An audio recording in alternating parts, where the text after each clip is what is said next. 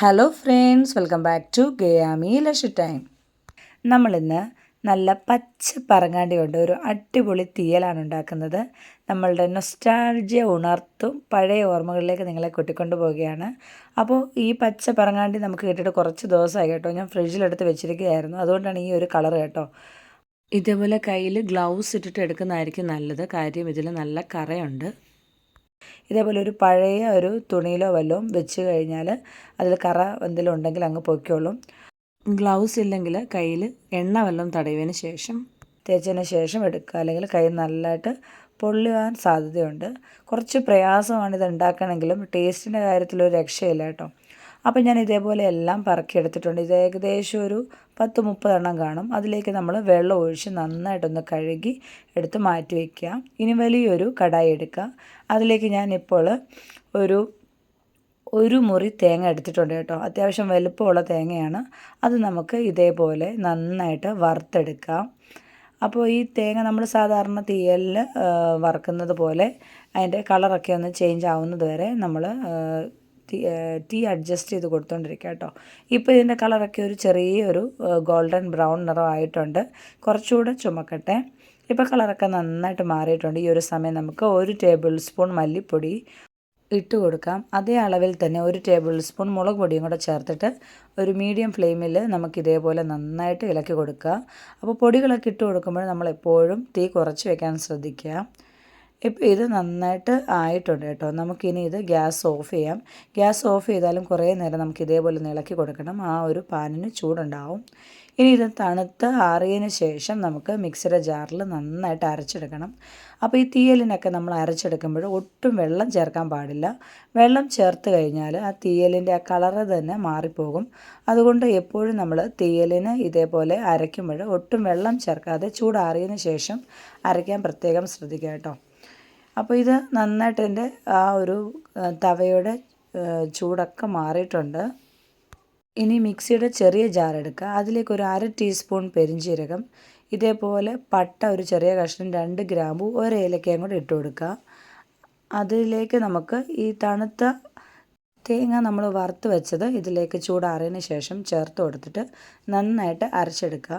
ആദ്യമേ നമുക്കുള്ള ഒരു പൾസ് മോഡിൽ അരയ്ക്കുക. അതിന് ശേഷം നമ്മളത് നീക്കിയിട്ട് വീണ്ടും നന്നായിട്ട് അരച്ചെടുക്കുക. ഒട്ടും വെള്ളം ചേർക്കാതെയാണ് ഇങ്ങനെ അരച്ചെടുത്തിരിക്കുന്നത് കേട്ടോ. അപ്പോൾ ഇതേപോലെ കിട്ടിയിട്ടുണ്ട്. ഇനി നമുക്ക് മറ്റൊരു കടായി എടുക്കാം. അതിലേക്ക് വെളിച്ചെണ്ണ ഒരു 2 ടേബിൾ സ്പൂൺ ഒഴിച്ചു കൊടുക്കുന്നുണ്ട് കേട്ടോ. ഇതിലേക്ക് നമുക്ക് ഒരു 1/4 കപ്പ് തേങ്ങ ഞാൻ ഇതേപോലെ അത്യാവശ്യം വലുപ്പത്തിലുള്ള തേങ്ങാക്കൊത്തുകളായിട്ട് എടുത്തിട്ടുണ്ട്. അപ്പോൾ ഇതേപോലെ തേങ്ങാക്കൊത്ത് നമ്മൾ തീയലിട്ട് കഴിഞ്ഞാൽ നല്ല സ്വാദായിരിക്കും. അതിലേക്കൊരു 20 ചെറിയ ഉള്ളി ചെറുതായിട്ട് അരിഞ്ഞതും കൂടെ ചേർത്ത് കൊടുക്കുക. തീയലിന് എപ്പോഴും ചെറിയ ഉള്ളി എടുത്തു കഴിഞ്ഞാൽ ടേസ്റ്റ് കൂടുതൽ നല്ലതാണ്. സവാള എടുക്കുന്നതിലും നല്ലത് ചെറിയ ഉള്ളിയാണ്. ഇനി നമുക്ക് ഇതിലേക്ക് ഒരു 4 പച്ചമുളക് ഞാൻ ഇട്ടിട്ടുണ്ട്. ഇനി നമുക്കിത് നന്നായിട്ട് ഉള്ളിയൊക്കെ ഒന്ന് നന്നായിട്ടൊന്ന് വഴറ്റിയെടുക്കാം. ഇനി നമുക്കിതിലേക്ക് ഒരു തണ്ട് കറിവേപ്പിലയും കൂടി ഇട്ട് കൊടുക്കാം. എന്നിട്ട് വീണ്ടും ഇതേപോലെ നന്നായിട്ട് വഴറ്റി കൊടുക്കാം. അപ്പോൾ ഈ ഒരു പച്ച പറങ്ങാണ്ടി വെച്ചിട്ടുള്ള തീയൽ കഴിച്ച കാലം മറന്നു കേട്ടോ. പണ്ട് സ്കൂളിലൊക്കെ പഠിക്കുമ്പോൾ കഴിച്ചിട്ടുള്ളതാണ്. പിന്നെ പച്ച പറങ്ങാണ്ടി എങ്ങും കിട്ടിയിട്ട് പോലും ഇല്ല. അപ്പോൾ ഇപ്പോൾ ഇത് ഉണ്ടാക്കുമ്പോൾ ഞാൻ ഭയങ്കര ആവേശത്തിലാണ് കേട്ടോ. ഒത്തിരി നാളായി ഇതിൻ്റെ ഒരു ടേസ്റ്റ് അറിഞ്ഞിട്ട്. അപ്പോൾ ഇനി നമ്മൾ ഇതിലേക്ക് ഒരു 1/2 ടീസ്പൂൺ മഞ്ഞൾപ്പൊടിയും കൂടെ ചേർത്ത് കൊടുക്കുക. എന്നിട്ട് വീണ്ടും നല്ലതായിട്ട് വഴറ്റുക. അപ്പോൾ ഇതേപോലെ ഉള്ളിയൊക്കെ നന്നായിട്ടൊന്ന് വാടി വരുമ്പോൾ നമ്മൾ നേരത്തെ അരച്ച് വെച്ചിരിക്കുന്ന തേങ്ങയുടെ അരപ്പുണ്ടല്ലോ, ഒട്ടും വെള്ളം ചേർക്കാതെ അരച്ച് വെച്ചിരിക്കുന്ന തേങ്ങയുടെ അരപ്പ് നമുക്ക് ഇതിലേക്ക് ചേർത്ത് കൊടുക്കാം. ഇനി നമുക്ക് ആ മിക്സിയുടെ ജാറിൽ കുറച്ച് വെള്ളം ഒഴിച്ച് നന്നായിട്ട് കഴുകി ഒഴിക്കുക. അപ്പോൾ നമുക്ക് ആ തീയലിൻ്റെ തനതായിട്ടുള്ള കളറ് കിട്ടും. ഇനി നമുക്ക് എത്രയാണോ ചാറ് വേണ്ടത് അതിനനുസരിച്ചിട്ട് വെള്ളം ചേർക്കുക. തീയലിന് എപ്പോഴും ഒരു തൊടു കറിയായിട്ടാണ് നമ്മൾ തീയൽ ഉപയോഗിക്കാറ്. അപ്പോൾ നമ്മൾ അവിയലൊക്കെ പോലെ തന്നെ ഇലയിലാണെങ്കിൽ വിളമ്പി കഴിഞ്ഞാൽ അവിടെ നിൽക്കുന്ന രീതിയിലാണ് വേണ്ടുന്നത്. പിന്നെ ചിലരുടെ ഇഷ്ടം അനുസരിച്ച് നമുക്ക് കറിക്ക് കുറച്ചുകൂടെ ചാറ് വേണമെങ്കിൽ ഒഴിച്ചു കൊടുക്കാം. പക്ഷെ നമ്മളിവിടെയൊക്കെ നമ്മളൊരു തൊടു കറിയായിട്ടാണ് തീയൽ ഉണ്ടാക്കുന്നത്. അതുകൊണ്ട് ഞാൻ കുറച്ച് വെള്ളം മാത്രമേ ചേർത്തിട്ടുള്ളൂ. ഇനി ഇതിലേക്ക് നമുക്ക് ആവശ്യത്തിന് ഉപ്പിട്ട് കൊടുക്കാം. നമ്മൾ നേരത്തെ ഉള്ളി വഴറ്റാനായിട്ട് മാത്രമേ ഉപ്പ് ചേർത്ത് കൊടുത്തിരുന്നുള്ളൂ. ഇനി ഉപ്പുകൂടെ ചേർത്തിട്ട് നമുക്കിത് നന്നായിട്ട് തിളപ്പിക്കാം. നല്ല തിള വരുമ്പോൾ ഇതിലേക്ക് നമ്മൾ കഴുകി വൃത്തിയാക്കി വെച്ചിരിക്കുന്ന കശുവണ്ടി അല്ലെങ്കിൽ പറങ്ങാണ്ടി, പച്ച പറങ്ങാണ്ടി നമുക്ക് ഇതിലേക്ക് ചേർത്ത് കൊടുക്കാം.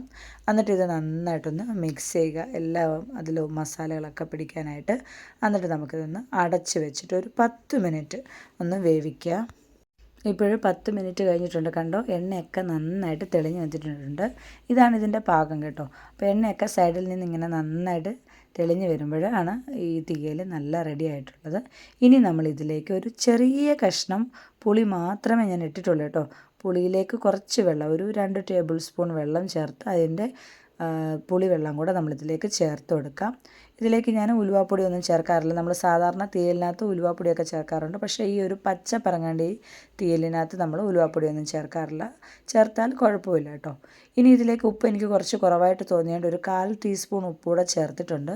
എന്നിട്ട് നമുക്ക് വീണ്ടും ഇത് നന്നായിട്ടൊന്ന് ഇളക്കിയെടുക്കാം. ഇത്രയേ ഉള്ളൂ, നല്ല ടേസ്റ്റി ആയിട്ടുള്ള പച്ച പറങ്ങാണ്ടി തീയൽ ഇവിടെ റെഡിയാണ്. അപ്പോൾ ഈ ഒരു ടൈമിലാണ് പറങ്കിപ്പഴമൊക്കെ ഉണ്ടാകുന്നത്. അപ്പോൾ എല്ലാ കൂട്ടുകാരും ഇതൊന്ന് ട്രൈ ചെയ്ത് നോക്കുക, നിങ്ങൾക്ക് തീർച്ചയായിട്ടും ഇഷ്ടമാവും. മറ്റൊരു നല്ല റെസിപ്പിയുമായിട്ട് വീണ്ടും വരാം. Thanks for watching.